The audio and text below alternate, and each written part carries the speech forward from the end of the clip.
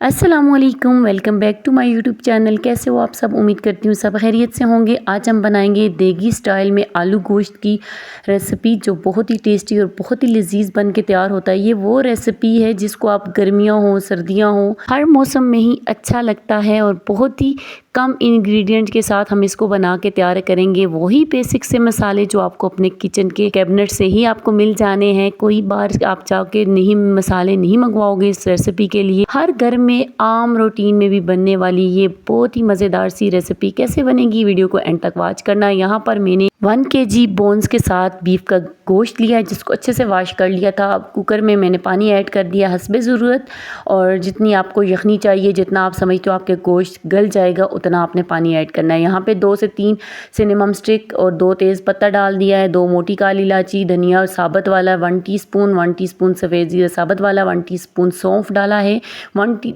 Table spoon नमक add किया है, और 3 ग्लास मैंने इसके अंदर पानी ऐड कर दिया है। और ताकि जो इसके अंदर शोरबा भी जो मैं बनाऊंगी सालन के अंदर, वो भी यखनी का ही मैं यूज़ करने वाली हूँ, इसलिए पानी की क्वांटिटी ज़्यादा की। यहाँ पर एक कढ़ाई में मैंने हाफ कप ऑयल ऐड किया है, 2 अनियन ली है जिनको मैंने फाइन चॉप करके ऑयल के अंदर ऐड कर दिया है। 1 से 2 मिनट पकाने के बाद अब इसमें ऐड करेंगे जिंजर गार्लिक का पेस्ट 1 टेबल स्पून, फ्रेश कोटा हुआ आपने ही यूज़ करना है। और इसको भी हम 2 से 3 मिनट के लिए अच्छे से फ्राई कर लेंगे। उसके बाद यहाँ पर मैंने 1 teaspoon red chilli powder, 1 teaspoon धनिया पाउडर, 1 टीस्पून सफ़ेद ज़ीरा पाउडर, हाफ टीस्पून गरम मसाला, 1 टीस्पून नमक ऐड किया है।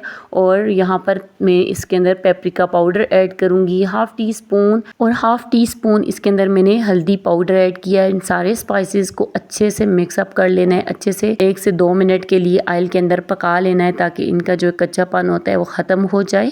अच्छे से मीडियम फ्लेम रखनी है। और यहाँ पर मैंने लिए हैं 4 टोमेटो, जिनको मैंने अच्छे से फाइन पीस लिया है, प्यूरी बना ली है। पानी आपने नहीं ऐड करना, बस आपने टोमेटो थोड़े छोटे साइज़ के थे तो 4 लिए हैं। अगर आपके पास बहुत बड़े बड़े हैं तो 3 भी काफ़ी हैं, लेकिन मैंने यहाँ पर दरमियाने साइज़ के 4 टोमेटो लिए हैं। ग्रेवी ज़रा अच्छी ही हमने बनानी है। यहाँ पर मैंने 2 मीडियम साइज़ के आलू लिए हैं, और जिनको मैंने अच्छे से पील ऑफ करके वॉश करके ना इस तरह से गोल गोल स्लाइस में कट करके इसमें ऐड कर दिया है। गोश्त तो हमने ऑलरेडी अलग से गला लिया है, क्योंकि बीफ है, मैंने कहा थोड़ा अच्छा सा कुक हो जाए। प्रेशर कुकर के अंदर मैंने जल्दी सालन तैयार करना था, इसलिए उसको मैंने अलग से गलाया है। और यहाँ पर साथ ही मैं मसाले की प्रिपरेशन कर रही थी। साथ मैंने यहाँ पर हाफ ग्लास पानी ऐड करके इसको हल्की आंच पे 10 मिनट के लिए रख दिया था, ताकि आलू अच्छे से टेंडर हो जाए और मसाला भी एकदम परफेक्ट तरीके से बन के तैयार हो जाए। अब यहाँ पर हमारा जो बीफ है वो भी अच्छे से कुकड हो गया था, अच्छे से टेंडर हो गया था। और यखनी की कंसिस्टेंसी भी आप देख सकते हो, बस उतनी ही बची है जितना हमने इस शोरबा इसका बनाना है। इसके अंदर ऐड करना है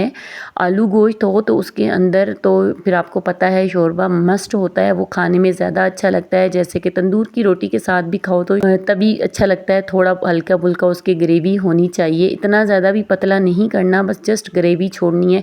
अच्छे से भुनाई करनी है। गोश्त हमने इसके अंदर ऐड कर दिया था मसाले के अंदर, अच्छे से 4-5 मिनट के लिए भुनाई किया।